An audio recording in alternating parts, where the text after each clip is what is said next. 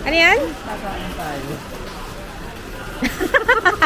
Ang aking driver, sweet lover. Wow!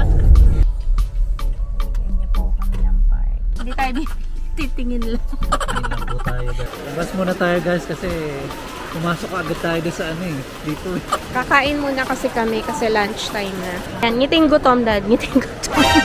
Ito lang yung dinadayo namin dito yung pizza kasi masarap siya. Ang sharap! Ayan. Pukpok mo sa ulo, matignan mo kung ano. Ayaw daw ni daddy nung linen. Kasi amoy ano? Amoy nilaban.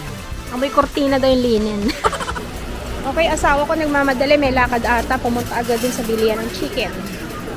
May lakad ka? Excuse me. May lakad ka? Nagmamadali ka. Ang laki ng damage, guys.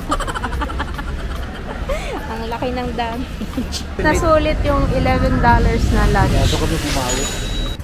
Ang tanong, saan kami nag-park, guys?